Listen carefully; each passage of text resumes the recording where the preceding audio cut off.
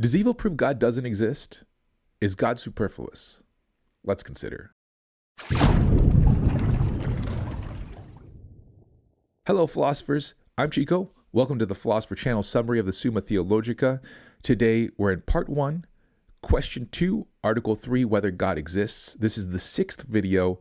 We're looking at objections to the existence of God. Today, we're going to be talking about the two objections that Aquinas considers: the problem of evil and the superfluous nature of God as an explanatory principle. And really, these are the two major objections to the existence of God. The second one isn't really an objection to the existence of God. It's more of an objection to belief in God. It's not really, but we'll see that one. Let's start off with the problem of evil. So this is the main objection to the existence of God. This is the big one. And Aquinas approaches it in a kind of a unique way, considering or compared to modern views of it. Here's what it looks like. 1, if one of two contraries is infinite, the other would be altogether destroyed. So if you have two things, right, and they're both contraries, and one of them is an infinite thing, it would just sort of like overwhelm the other thing, right? There would be no space for that other thing. 2, the word God means that he is infinite goodness. That's just what God means, right? 3, so if God existed, there would be no evil. 4, but there is evil in the world. 5, by modus tollens with 3 and 4, so God does not exist. Again, interesting, this is a totally different way of putting the problem of evil than we see in modern times. If you're interested in the problem of evil, have I got the playlist for you? I have tons of videos on this. So go ahead and check out my playlist on the problem of evil. Typically, the way that we put it nowadays is something like this. We'll say that if God were all-powerful and all-knowing, then he could prevent evil. If God were all good, he would prevent evil, but evil exists. Therefore, God does not exist. Aquinas' response to this is that God allows evil because he can bring good from it, and that is actually part of his infinite goodness. And he quotes here Augustine in the Enchiridion: since God is the highest good, he would not allow any evil to exist in his works unless his omnipotence and goodness were such as to bring good even out of evil. So I think it's interesting that Aquinas doesn't actually mention here his doctrine that evil is a privation of good. And what that means, he talks about this in his book on evil. His book on evil, by the way, it's interesting. In the book on evil, he does not at all talk about the problem of evil. I don't know why. You would think that he would, but in that book, he just assumes that God exists and assumes that evil exists and is just trying to explain evil. But he talks about evil being a privation of good. So goodness is being, right? It's being the way you should be, and evil is a lack of being. You should be a particular way and you're not, and that lack is not a positive thing, right? It's an absence of a thing.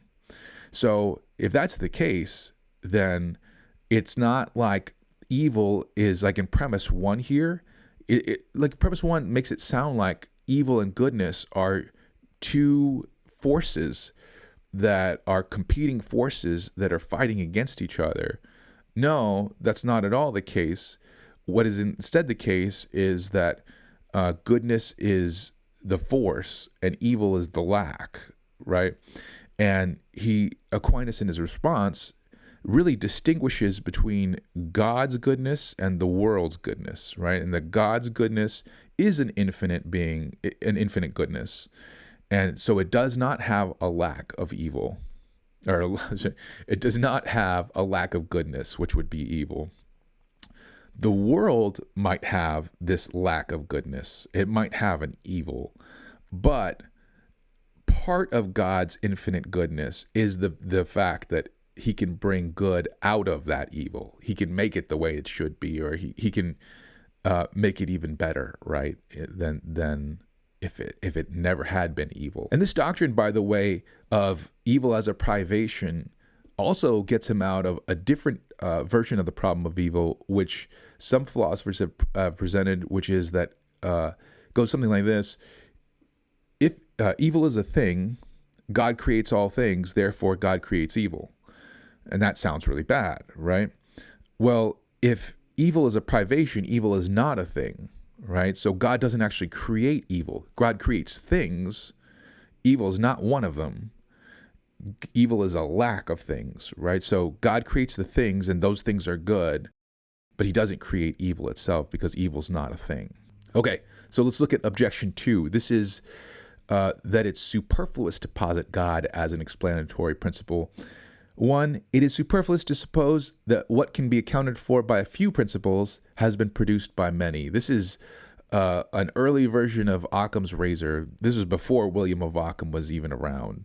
So it's basically saying don't multiply principles unless you really have to, right? Like if we can account for something using less principles, use less principles. 2, all natural things can be reduced to one principle, which is nature. So we can explain everything that is natural just by pointing to nature. 3, all voluntary things can be reduced to one principle, which is human reason or will.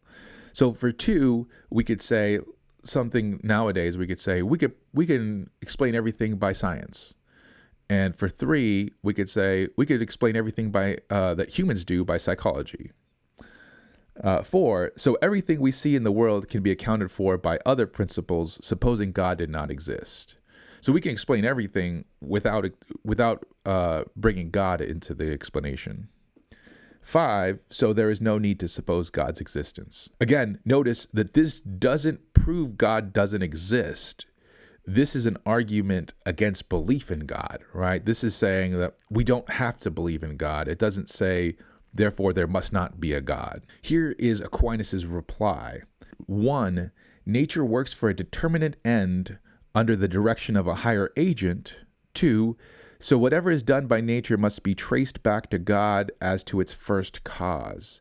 Now, this is something that he gets from his argument from final causality. If you don't remember that, go ahead and check out that video, and where he talks all about, how the directedness of things, the way that they always act in a particular way with a particular regularity, what explains that regularity, what explains that directedness towards a final goal, a final end that they have. It must be some kind of intelligent agent. 3, all things that are changeable and capable of defect must be traced back to an immovable and self-necessary first principle. He says this was shown in the body of the article. This was proved in the argument from motion and in the argument from possibility. The changeable one was the argument from motion, and the defect one, the argument from possibility. So go ahead and watch those videos if you don't remember those. 4, whatever is done voluntarily can change or fail. In other words, these arguments are applied not just to natural things, but also to human choice. 5, so whatever is done voluntarily must also be traced back to some higher cause other than human reason or will.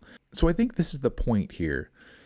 It's that the objection that all we need is science, we don't need God to explain anything, fails if any of the arguments for the existence of God work.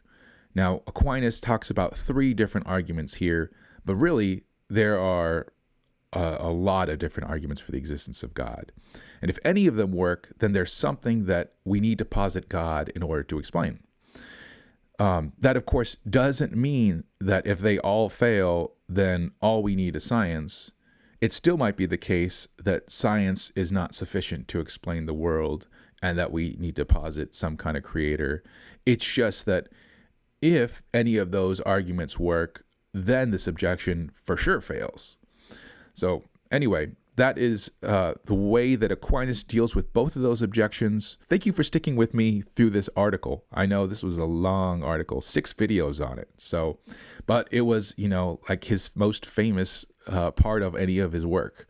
So it was definitely worth getting into. Please let me know if you have any questions in the comment section, and I will see you guys in the next video. Adios.